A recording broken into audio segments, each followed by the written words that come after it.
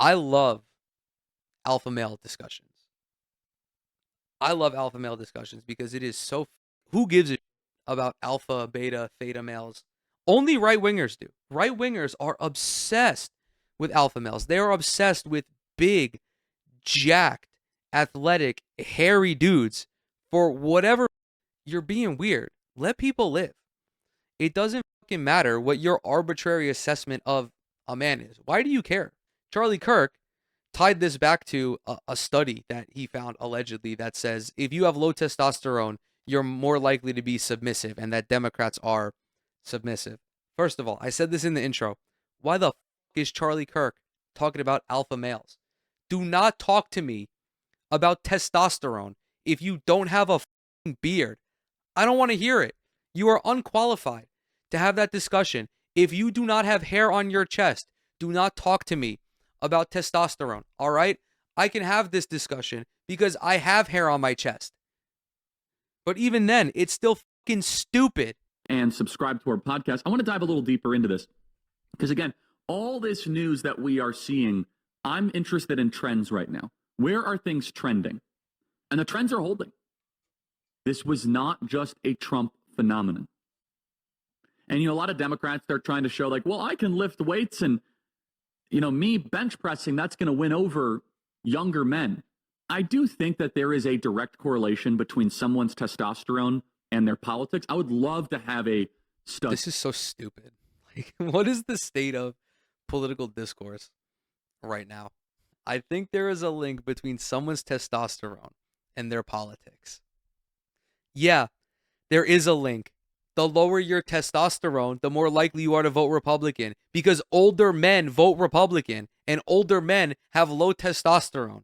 Do you see how fucking stupid and childish this conversation is? They will literally talk about everything except Jeffrey Epstein.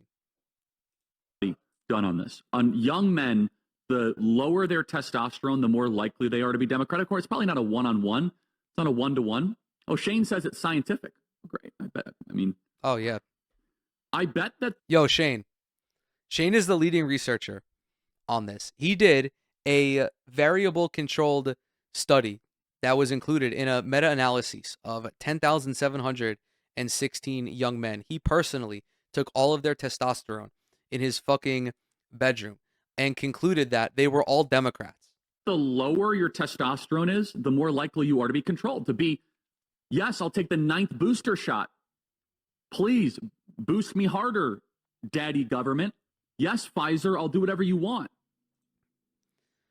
The lower your testosterone, the more likely you are to be controlled, was a statement uttered from the same guy who said he's no longer going to talk about Jeffrey Epstein after Donald Trump told everybody to stop talking about Jeffrey Epstein. Where the higher testosterone rate, you're like, no, I'm not actually going to, I'm going to think for myself. I might not agree with you all the time.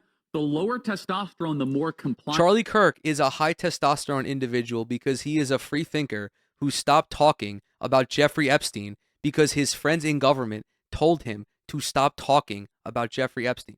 You don't seem to be a high testosterone free thinker to me, Charlie Kirk. You seem to be servile to your friends Donald Trump and Kash Patel and J.D. Vance. You are. And there's a lot of reasons why testosterone rates are going down. Microplastics is probably the biggest. Our diet is crummy. And so the more that we are seeing the Democrats pander, they're actually fighting biology. Democrats are not going to be able to win over high testosterone men because they're too self-directed. This is a new voting group.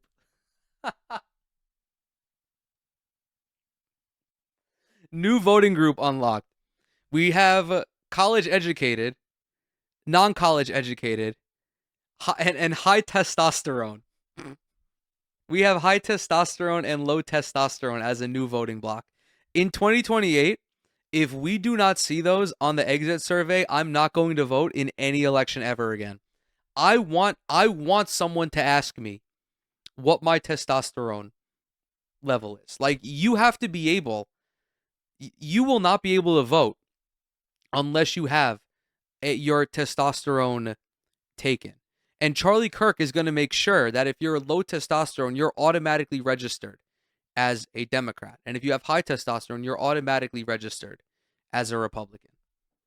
He's just going to abolish independence entirely. And women aren't going to be allowed to vote either, or actually all women are going to be registered Democrat, because biologically most of them are lower testosterone, at least compared to men. Here's the study. Testosterone eliminates strategic pro-social behavior through impacting choice consistency in healthy males. Said differently, quote, we show that exogenous, dumbass.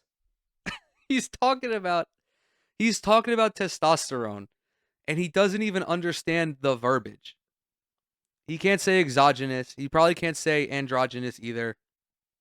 Like, dude, come on. Exogenous testosterone fully eliminated strategic, feigned prosociality and thus decreased submission to audience expectations. Said differently, the lower your testosterone is, the more likely you are going to be subservient and compliant. What is this study? You know what? Can we try to find it? I want to try and find it. Testosterone eliminates strategic pro-social behavior through impacting choice consistency in healthy males. Yeah, this is definitely it. What's the conclusion? Full disclosure, everybody. I am not smart enough to be reading this article, but I am reading it because I want to understand what the conclusion is, but for some reason I can't fucking find it. Abstract. Humans are strategically more pro-social when their actions are being watched by others than when they act alone. Using a psychopharmacogenic approach, we investigated the endocrinological, and I'm making fun of Charlie Kirk, and now I can't say words. I guess I'm a hypocrite. I don't give a fuck. And computational mechanisms of such audience-driven personality. 192 male participants received either a single dose of testosterone, 150 milligrams, or a placebo, and performed a pro-social and self-benefiting reinforcement learning task. This is not a big enough sample size, by the way. 192 people is not big enough for a fucking study, or for the study to be taken seriously, at least from my very minimal research understanding. Crucially, the task was performed either in private or when being watched. Rival theories suggest that the hormone might either diminish or strengthen audience-dependent prosociality. We show that exogenous testosterone fully eliminated strategic, i.e., feigned prosociality, and thus decreased submission to audience expectations. We next performed reinforcement learning, drift, diffusion, computational modeling to elucidate which latent aspects of decision-making testosterone acted on. The modeling revealed that testosterone compared to placebo did not deteriorate reinforcement learning per se. Rather, when being watched, the hormone altered the degree to which the learned information of choice value translated to action selection. Taken together, our study provides novel evidence of testosterone's effects on implicit rewards processing, though which it counteracts conformity and deceptive reputation strategies. This is sociological, dude. This is fucking based on your standing in a social setting. This, like, you can't take anything from a study of 150 people that is based on social performance. This is silly. There's no impact on testosterone. Like, I shouldn't have to say this, obviously. There's no impact on your fucking voting habits based on your testosterone. Like, that's silly. This is just as silly as Democrats trying to find the fucking liberal Joe Rogan. You're just obfuscating the real issue here. Democrats can appeal to high testosterone voters by offering a fucking robustly progressive agenda. You don't have to post pictures of yourself, post videos of yourself on Instagram benching 225 for reps to appeal to a fucking high testosterone voter. Just so much of politics just boils down to be normal. Be normal. Go meet people. Go talk to them. See what issues are plaguing them. That's why Bernie Sanders is so popular. He goes to places in the middle of fucking nowhere and sits down and has conversations with these people. He doesn't judge them.